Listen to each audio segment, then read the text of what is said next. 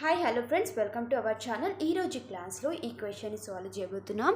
వాళ్ళు మనకేంటంటే ఒక మ్యాట్రిసైజ్ ఇచ్చి ఎక్స్ యొక్క వాల్యూని కనుక్కోమని చెప్తున్నాను అనమాట. అయితే మనకు det A value is equals to 45గా ఇచ్చారు. ఫస్ట్ మనం చేయాల్సిన పని ఏంటి, గివెన్ ఏమి ఇచ్చారో రాసుకోవాలి. నాకు గివెన్ ఏమి ఇచ్చారో రాసుకున్నాను and A is equals to 45 అనమాట. అయితే మనం ఈ క్వశ్చన్ని ఎలా సాల్వ్ చేయబోతున్నామంటే డెట్ యొక్క ఫార్ములా యూజ్ చేసి సాల్వ్ చేయబోతున్నాం. ఓకేనా?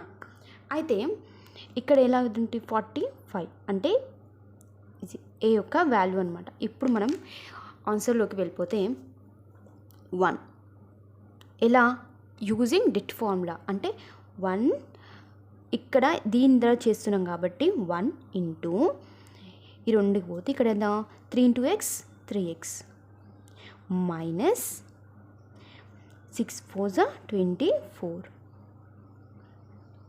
ఓకేనా? మైనస్ 0 ఇంటూ క్యాన్సిల్ అవుతుంది. మనకి ఎంత అవుతుంది అప్పుడు 2 into X 2x minus 5 4 20 minus 0 ఇక్కడ అనమాట. ఈ 0 ఇదేంతో చేస్తున్నామో దానికి ఇక్కడ సార్ రాసుకోవాలన్నమాట. ఓకేనా?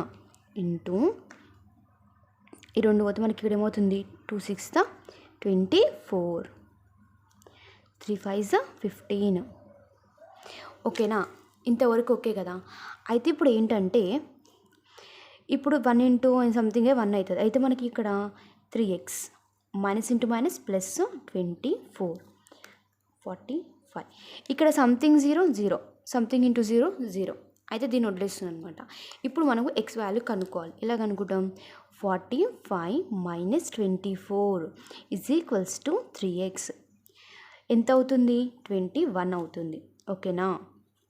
3 1s 3 4s x is equals to 4. అంతే ఫ్రెండ్స్. థ్యాంక్స్.